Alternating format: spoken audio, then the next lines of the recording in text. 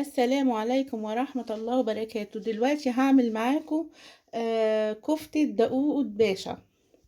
أول حاجة معانا نص كيلو لحمة، معجون طماطم، أو لو ممكن تستعملي عصير طماطم عادي. هنعمل الكفتة دقوق باشا باللوبيا أو الفاصوليا البيضة. معانا فاصوليا بيضة، معانا بقدونس وشبت. الشبت اللي هو ده كلنا عارفينه، هو اسمه بالفرنساوي ناي.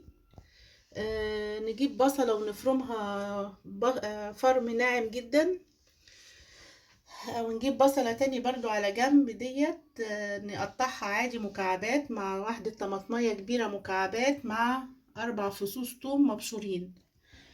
التوابل: ملح، جنزبيل، فلفل اسمر، 7 بهارات. لو عندك قرفة ناعمة حطي قرفة ناعمة، انا ما عنديش بصراحة قرفة ناعمة، انا هحط الواحدة دي القرفة مع دول. كمون. اول حاجة هنحط التوابل على اللحمة كده بالشكل ده. بعد كده هنحط البصل المفروم مع الخضرة كده اهو، وهنقلبهم في بعض جامد لغاية ما يندمجوا كلهم مع بعض. وبعد كده نبتدي نعملهم كور، هوريكم دلوقتي. هندعكهم كلهم مع بعض كده، هنقلبهم كده كلهم مع بعض. بعد ما نقلبهم كلهم مع بعض هنبتدي نعملهم كور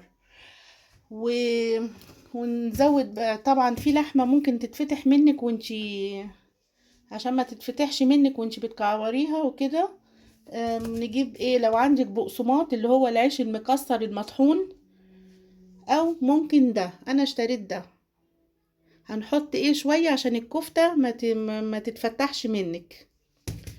هنحط شوية كده برضو، هنعجنهم مع بعض حوالي يعني حوالي معلقتين كده كبار، اللي هو ده طبعا كلنا عارفينه. وفي نوع تاني بقسماط بقى، بقسماط مطحون.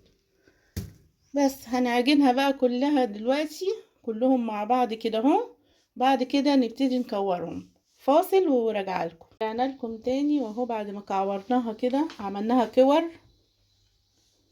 كده اهو بالشكل ده.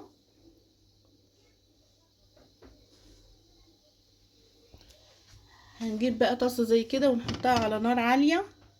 بعد كده نجيب زيت نباتي ونحط زيت النباتي مع شوية زيت زيتون زي ما تحبي يعني، مع شوية زيت زيتون.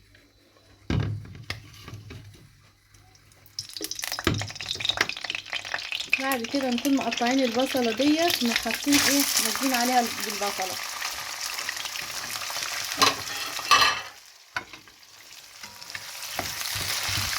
هنفضل نقلب فيها كده لغاية لما لونها يصفر كده، تدبل ولونها يكون اصفر ما تتحرقش. بعد ما يكون لونها اصفر نروح نازلين عليها بعصير الطماطم والطماطم اللي احنا مقطعينها دي مع الثوم. هوريكم دلوقتي. واهي البصلة بعد ما اصفرت كده، هننزل عليها هنحط واحدة قرفة، وبعد كده هنحط الثوم المفروم.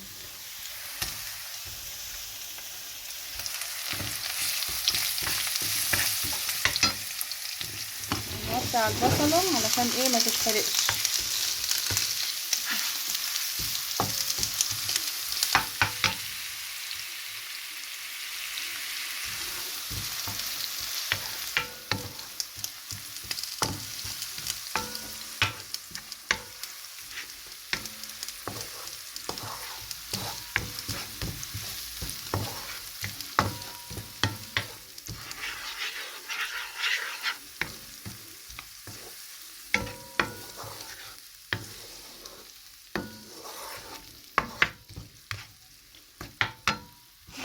نرجعها تاني كده على النار ونوطي عليها لغاية لما يندمجوا مع بعض الثوم المفروم مع البصلة اللي احنا قليناها.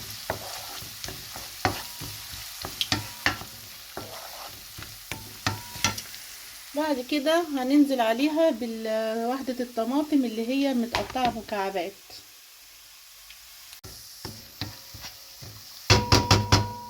بعد كده نحط الطماطمية مكعبات.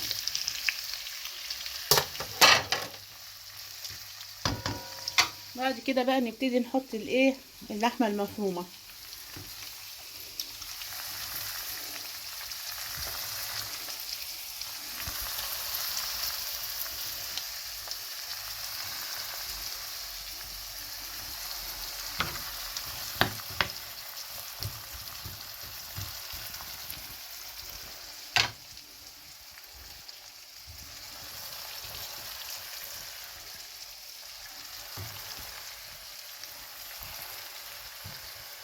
نبتدي نعلي عليها تاني.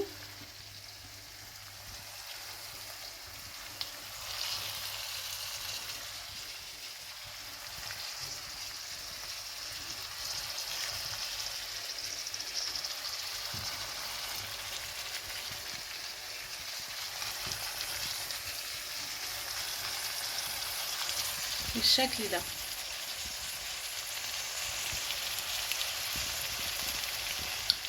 غلوة، وبعد كده نروح منزلين عليها عصير الطماطم ونزوده مية.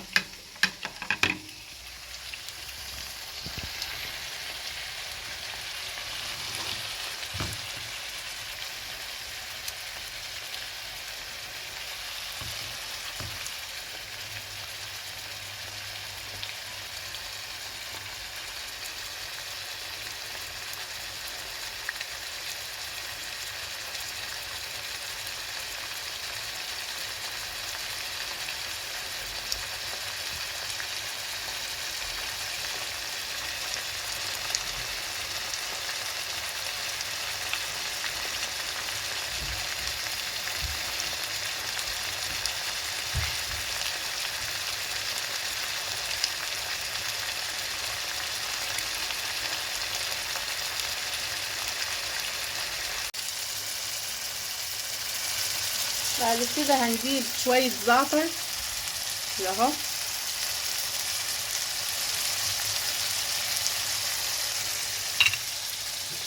بعد كده نجيب عصير الطماط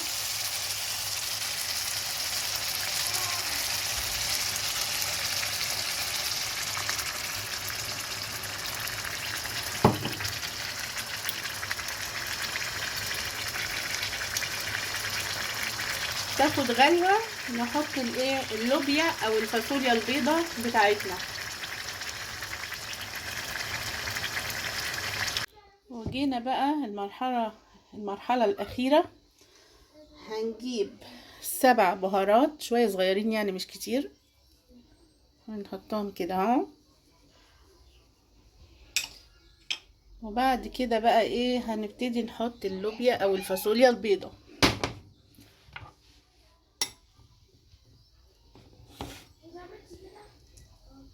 بالشكل ده.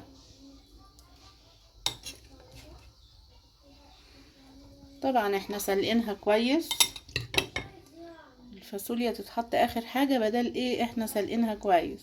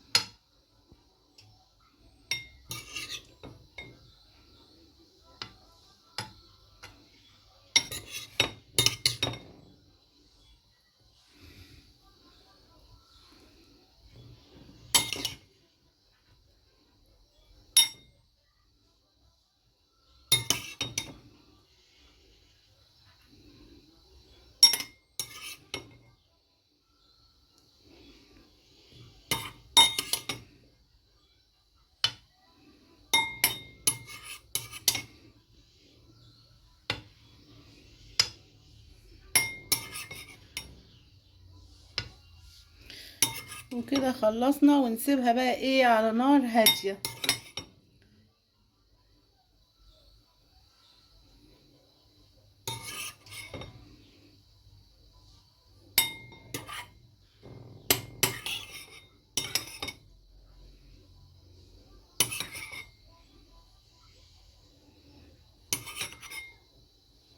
بس خلاص نسيبها بقى على نار هادية وايه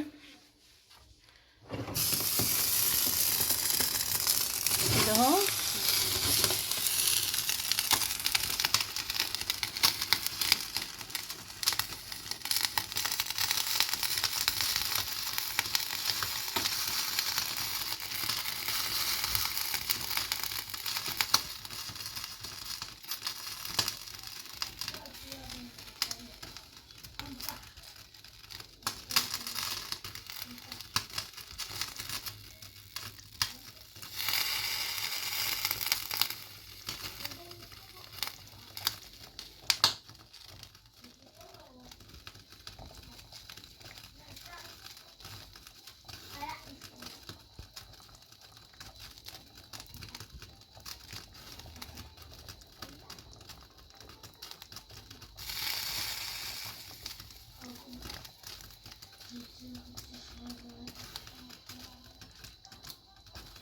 انا لكم تاني واهي بعد ما خلصت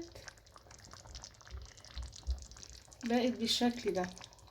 طبعا ريحتها جميلة جدا وروعة. وما نشوف بقى داود باشا.